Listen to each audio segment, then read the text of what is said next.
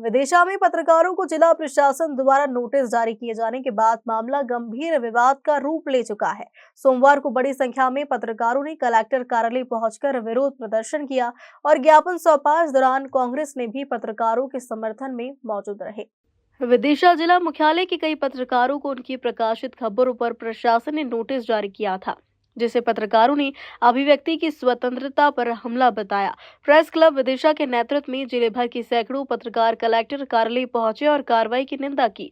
इस दौरान एक दिलचस्प स्थिति देखने को मिली। जिला कलेक्टर अंशुल गुप्ता पत्रकारों का ज्ञापन लेने के लिए कार्यालय में मौजूद ही नहीं थे। पत्रकारों का आरोप है कि कलेक्टर विरोध को देखते हुए कार्यालय छोड़कर चले गए और उनसे सामना करने से बचते रहे। प्रेस क्लब विदिशा के अध्यक्ष सचिन तिवारी ने कहा कि पत्रकारों के खिलाफ नोटिस भेजना और दबाव बनाने की कोशिश किसी भी स्थिति में बर्दाश्त नहीं की जाएगी। उन्होंने स्पष्ट किया कि यह कदम लोकतांत्रिक अधिकारों का दमन है। पत्रकारों के साथ साथ जिला कांग्रेस कमेटी भी समर्थन में उतरी। कांग्रेस जिला अध्यक्ष मोहित रघुवंशी के नेतृत्व में कांग्रेस पदाधिकारियों ने कलेक्टर कार्यालय में पहुंचकर पत्रकारों के पक्ष में ज्ञापन सौंपा और कहा, प्रशासन की यह कार्रवाई लोकतंत्र के चौथे स्तंभ को दबाने का प्रयास है। प्रेस क्लब और कांग्रेस दोनों ने मांग रखी कि पत्रकारों को दिए गए नोटिस तत्काल निरस्त किए जाए और ऐसी घटनाएं भविष्य में न हो।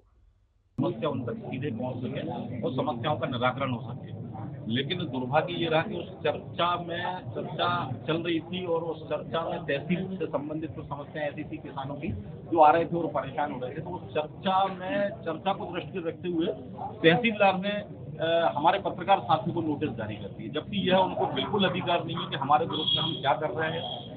बगैर किसी सोच विचार के उन्होंने पत्रकारों को नोटिस जारी कर दिए। यह सीधे तौर पर पत्रकारिता का हनन है। अधिकारियों के द्वारा पत्रकारों को दबाने का प्रयास है। मैं इसकी घोर निंदा करता हूं प्रेस क्लब अध्यक्ष होने के नाते, और यदि तत्काल ऐसे अधिकारियों पर कार्रवाई नहीं की गई तो हमें आगे निर्णय लेना पड़ेगा आगे की कार्रवाई के लिए। इस संदर्भ में हमने आज कलेक्टर महोदय के नाम ज्ञापन एडीएम महोदय को दिया है। जल्दी ही अगर कोई कार्रवाई उनको भी प्रशासन द्वारा नोटिस दिया जा रहा है। ये पत्रकारिता पे कहीं ना कहीं रोकने के लिए, उनकी स्वतंत्रता पे प्रश्न और उनको रोकने के लिए कार्रवाई की जा रही है। स्वतंत्रता, पत्रकारिता चौथा स्तंभ है इस देश में। लोकतंत्र में पत्रकारिता को बताया गया है और जिस तरीके से अनुच्छेद 19 और 22 में पत्रकारिता को एक स्वतंत्रता की पात्रता दी गई है, उसको दबाने के लिए ये काम किया जा रहा है। हमारा आज माननीय कलेक्टर साहब के माध्यम से हमने ज्ञापन दिया है कि इस तरीके के कृत्य नहीं होना चाहिए।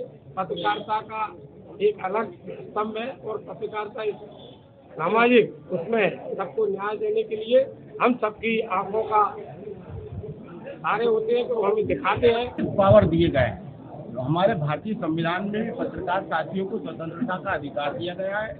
ये सबसे बड़ी बात है कि कोई भी चीज छापने के लिए पत्रकार से सूत्र पूछना आवश्यक नहीं है।